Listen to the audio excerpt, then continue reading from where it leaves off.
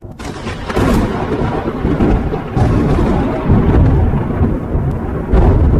13th tribe, the Khazar Empire and its heritage.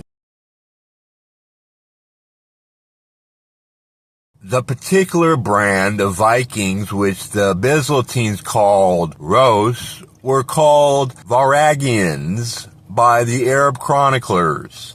The most probable derivation of Rus, according to Toynbee, is from the Swedish word rodher, meaning rowers.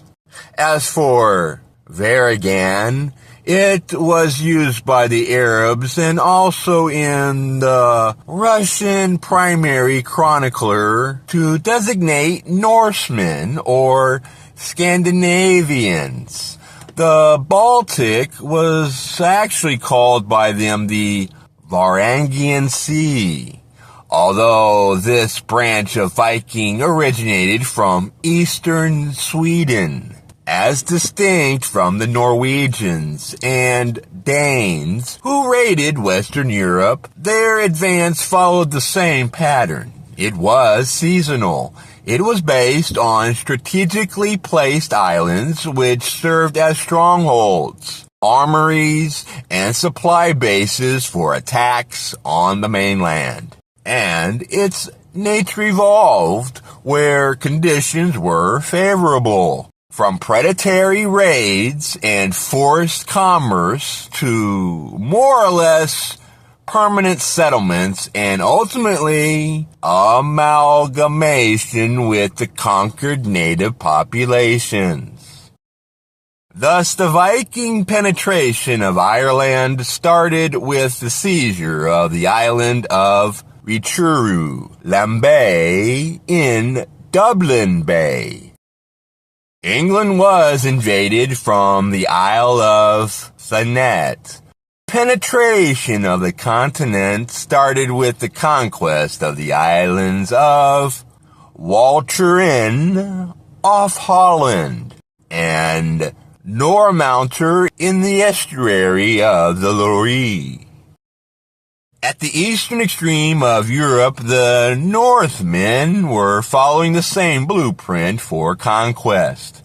After crossing the Baltic and the Gulf of Finland, they sailed up the river Volkhov into Lake Ilmen south of Leningrad, where they found a convenient island, the homegrad of the Icelandic sages. On this, they built a settlement which eventually grew into the city of Novgorod.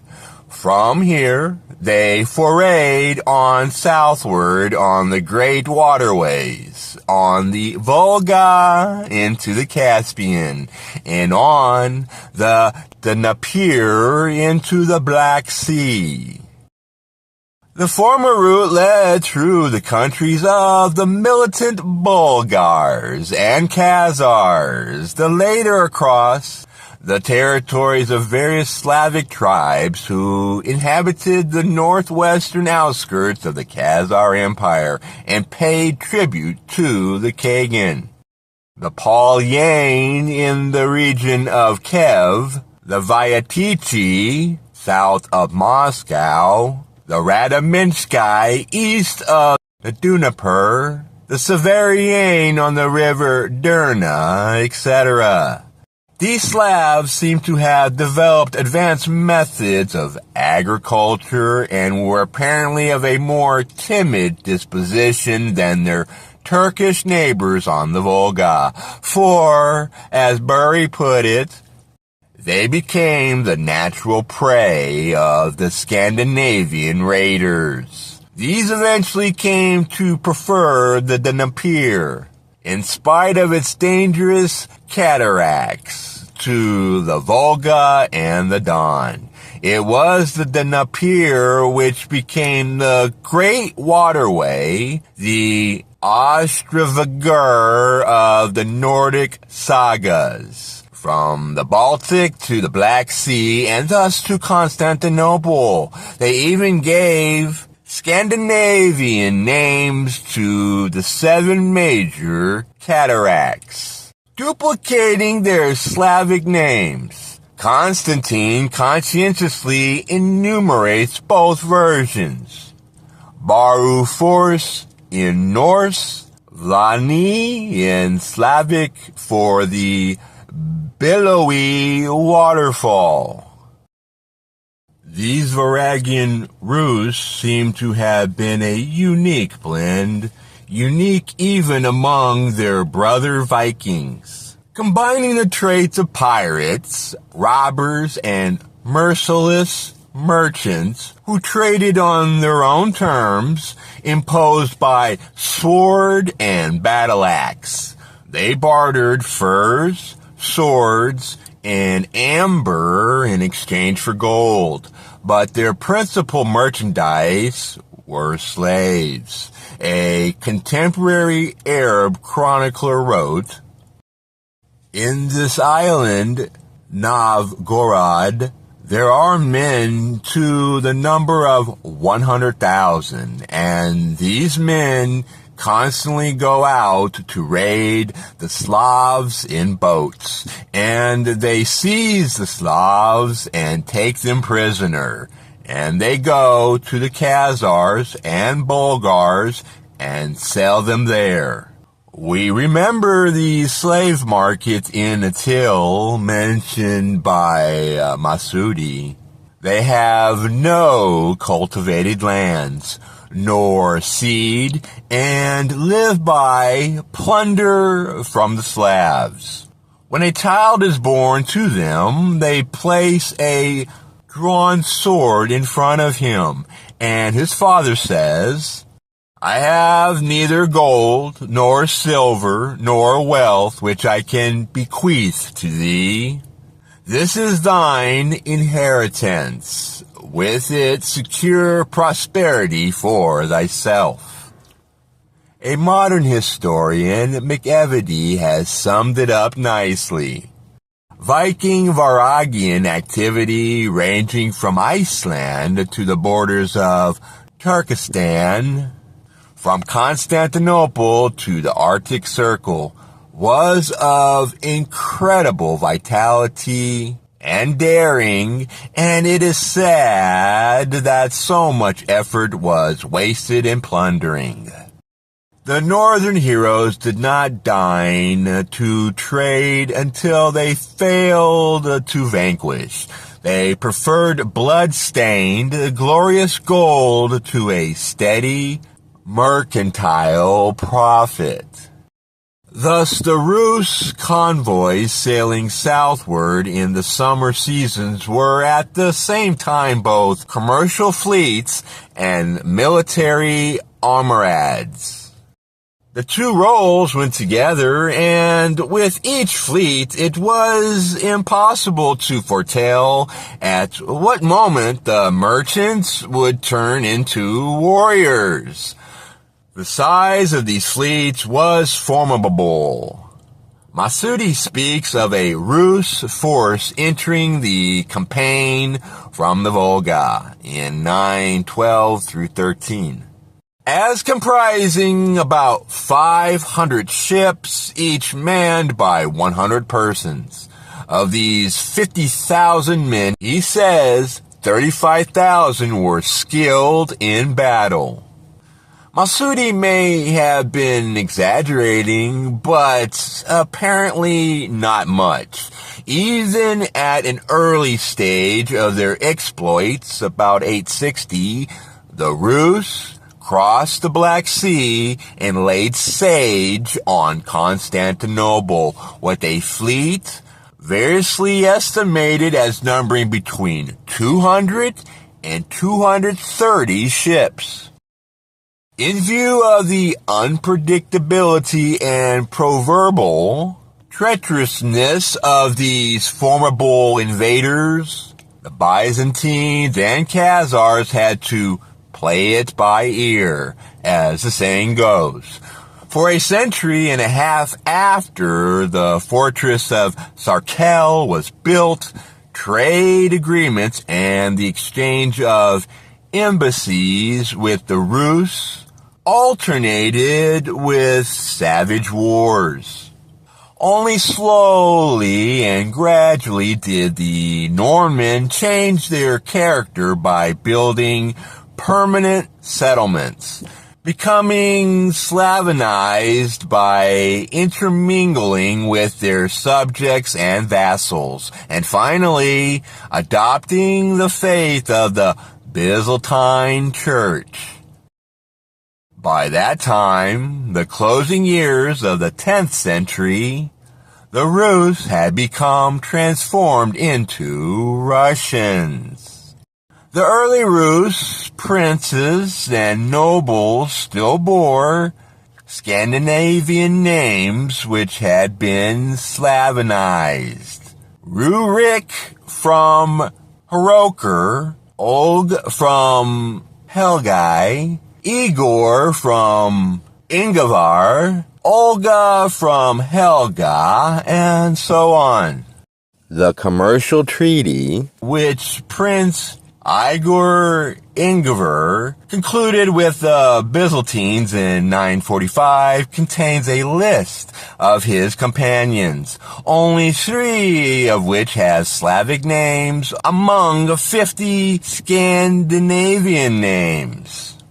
But the son of Ingvar and Helga assumed the Slavic name Svatoslav, and from there onward the process of assimilation got into its stride.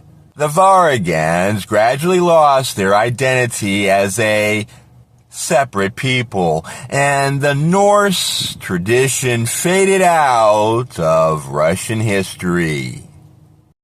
It is difficult to form a mental picture of these bizarre people whose savagery sticks out even in that savage age. The chronicles are biased, written by members of nations who had suffered from the northern invaders. Their own side of the story remains untold, for the rise of Scandinavian literature came long after the age of the Vikings, when their exploits had blossomed into legend. Even so, early Norse literature seems to confirm their unbridled lust for battle, and the peculiar kind of frenzy which seized them on these occasions. They even had a special word for it: Berserkganger, the Berserk way. The Arab chroniclers were so baffled by them that they contradict not only each other, but also themselves, across a distance of a few lines. Our old friend Ibn Fadlan is utterly disgusted by the filthy and obscene habits of the Rus, whom he met at the Volga in the land of the Bulgars. The following passage on the Rus occurs just before his account of the Khazars, quoted earlier on. They are the filthiest creatures of the Lord.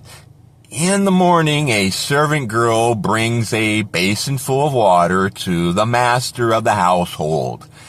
He rinses his face and hair in it, spits and blows his nose into the basin, which the girl then hands on to the next person, who does likewise, until all who are in the house have used that basin to blow their noses, spit and wash their faces and hair in it. In contrast to this, Ibn Rusta writes about the same time, they are cleanly in regard to their clothing, and leaves it at that.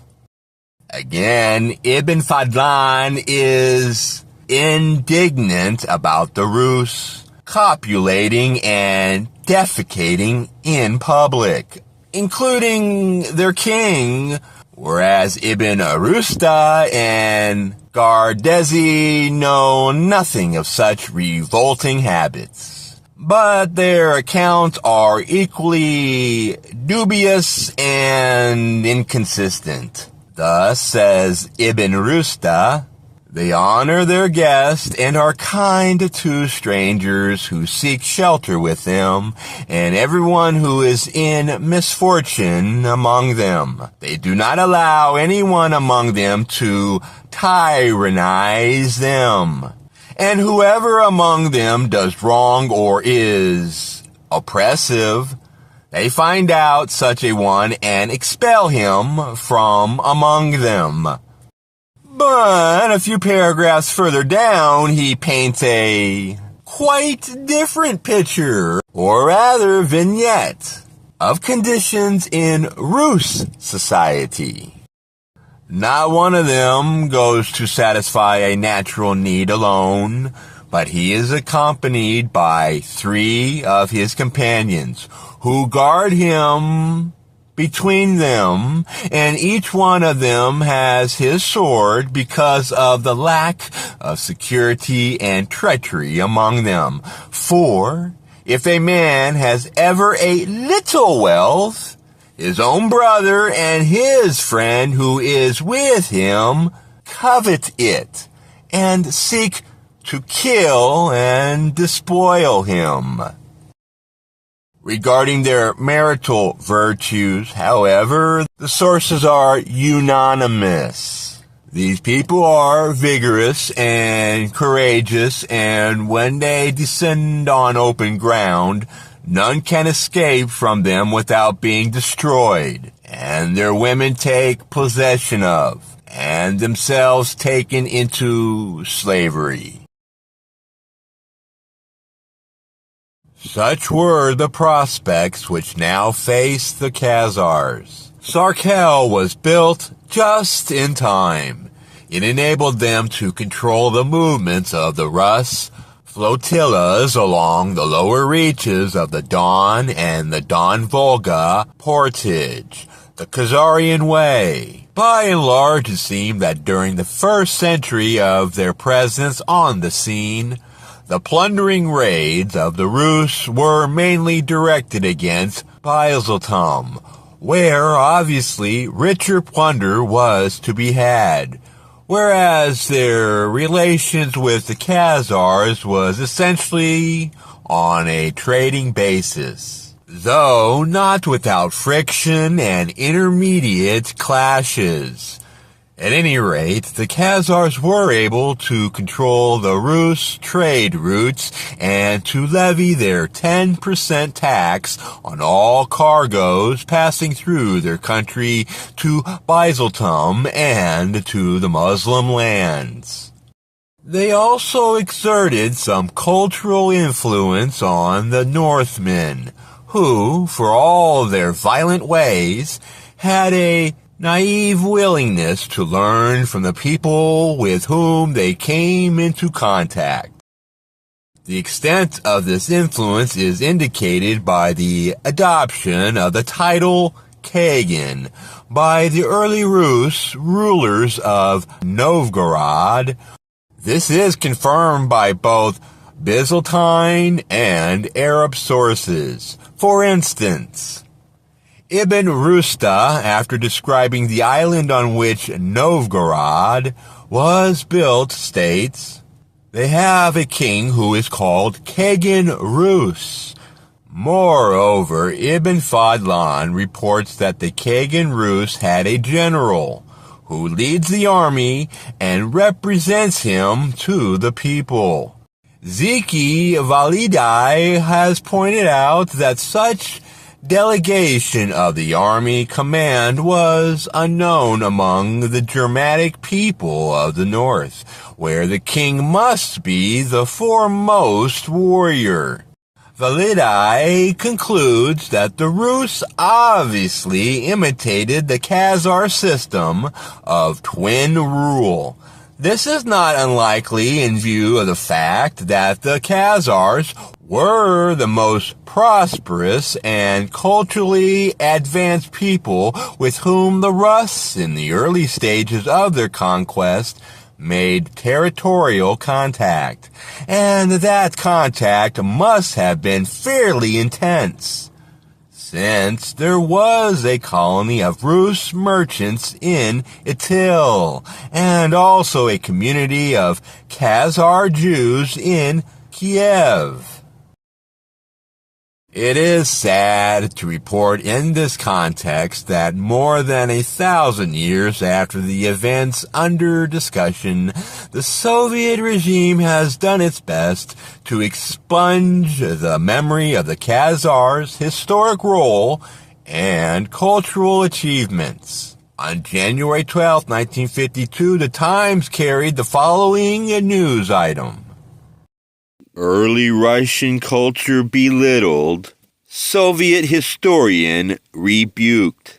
Another Soviet historian has been criticized by Pravda for belittling the early culture and developments of the Russian people. He is Professor Artemov, who at a recent session of the Department of History and Philosophy at the USSR Academy of Sciences repeated a theory which he has put forward in a book in 1937 that the ancient city of Kiev owned a great deal to the Khazar peoples. He pictures them in the role of an advanced people who fell victim to the aggressive aspirations of the Russians. All of these things, says Pravda, have nothing in common with historical facts. The Khazar kingdom, which represented the primitive amalgamation of different tribes, played no positive role whatever in creating the statehood of the Eastern Slavs.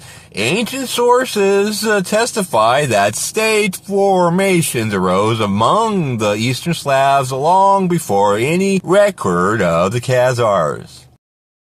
The Khazar kingdom, far from promoting the developments of the ancient Russian state, retarded the progress of the Eastern Slav tribes. The materials obtained by our archaeologists include the high level of culture in ancient Russia.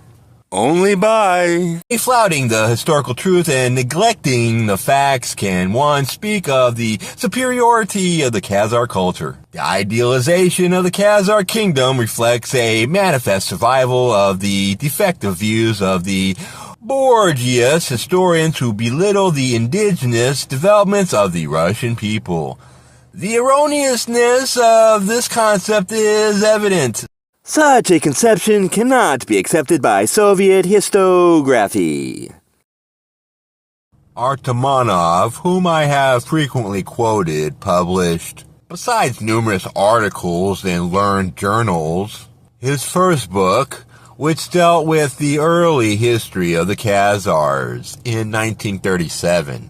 His magnum opus, History of the Khazars, was apparently in preparation when Pravda struck. As a result, the book was published years later in 1962, carrying a recantation in its final section which amounted to a denial of all that went before, and indeed of the author's life work.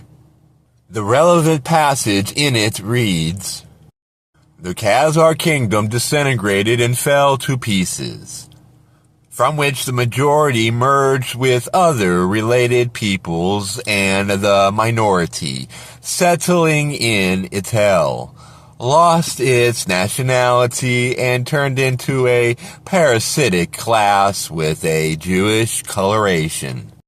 The Russians never shunned the cultural achievements of the East, but from the Itil Khazars the Russians took nothing. Thus, also, by the way, the militant Khazar Judaism was treated by other peoples connected with it. The Magyars, Bulgars, Pijentis, Altans, and Polovastians. The need to struggle with the exploiters from Atil stimulated the unification of the Guz and the Slavs around the golden throne of the Kiev. And this unity in its turn created the possibility and prospect for a violent growth not only of the Russian state system, but also of ancient Russian culture. This culture had always been original and never depended on Khazar influence. Those insignificant Eastern elements in Rus culture which were passed down by the Khazars and which one usually bears in mind when dealing with the problems of culture, ties between the Rus and the Khazars, did not penetrate into the heart of Russia culture, but remained on the surface and were of short duration and small significance. They offer no ground at all for pointing out a Khazar period in the history of Russian culture. The dictates of the party line completed, the process of obliteration which started with the flooding of the remains of Sarkel. Whoopee!